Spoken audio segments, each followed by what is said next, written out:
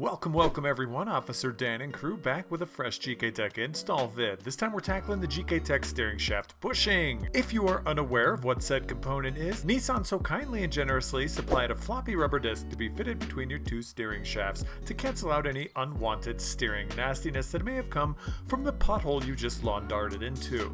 Just look at all that slop Zach is demonstrating on your very screen. Gross. Well, that was nice of Nissan to be looking out for us. The cars are now close to 30 years old and that bushing has more flex than Dan Bilzerian. We here at Gktech believe that flexing that hard isn't good for your soul or your driving experience, so enter your two options depending on the level of NAR you want to achieve. On the lower side of the NAR scale, aka the I drive my car every day, have sensitive hands, and or floss to and from car shows to show off your $40,000 80s Econo box, we have the polyurethane version for you guys that still want comfort without excessive play.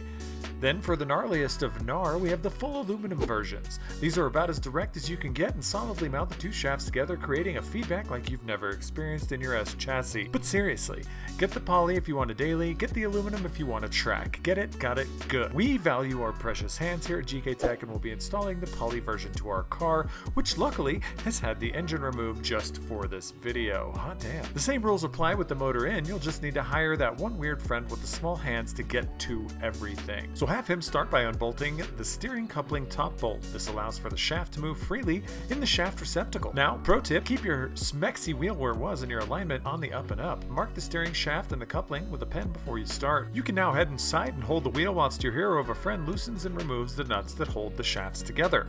Another pro tip, if you don't have friends, get some. You really can't. Use something to lock the steering wheel in place whilst you loosen and or tighten these bolts. That being said, loosen and remove all four nuts by turning and loosening until all are out. Pull the lower shaft down and remove your old haggard bushing, and let's toss it on the bench to make fun of it for a bit.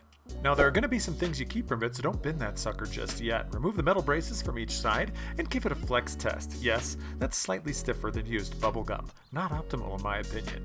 Now remove the plastic inserts and take a gander at the staggered layout the sleeves are in, i.e. two facing one way and two facing the other. They need to be reinstalled as such. No specific order, they just need to be opposing. Using Gktech favorite tool number 645, get the metal inserts out, and all that's left is the 30-year-old used rubber. Ew. Discard that thing by not flushing it down the toilet and choose your version, poly or aluminum. Us going with the poly one as shown here because our hands are girly. Either way, the steps are the same for both versions. Using a vise and or a friend with really strong hands, push in two of the bushings opposing each other, then flip and repeat for the other side, getting the inserts flush on one side, then opposing on the other. Once finished, it will look like it did before with slightly less used rubber. Sweet. Let's peep the flex. Nowhere near the Dan B flex, but it's just enough. Now toss the plastic bushings back on, then the metal braces, and let's head back to the way overpriced car. Plop the bushing on the lower steering shaft, then insert the upper shaft into the remaining holes. Slap the nuts on all four studs and tighten them down. Now have you or your steering wheel buddy go inside and hold and move the wheel to get each one tightened and torqued to the specs shown on the screen, going around twice to double check your work, as this is a steering component and we here at Gktech value your safety and or well-being.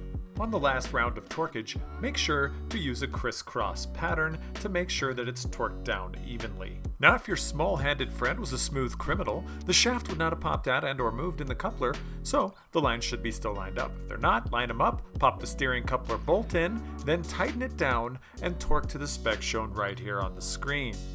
Now, peep the acceptable amount of flexage that the new bushing is producing, aka just enough to keep your hands comfy whilst giving you all the response you so desire. Go ahead and flick that $30,000 Econo box at a wall with 4% more confidence than before. Kinda like these idiots who finally changed the outro after umpteen thousand videos. John hugs a weird red thing, I flick at a wall and explain how Gktech is my lug nut sponsor for 2021 and beyond. Cool. I mean, the least you can do is go give them a like, share, and a sub, right? If you can't install these, please have a pro do it, and since it is steering related, that's important. If you have any questions, please write us here. We can probably help. This has been Officer Dan, Johnny Caps, and Medium Hand Zach with another Gktech How To. Peace.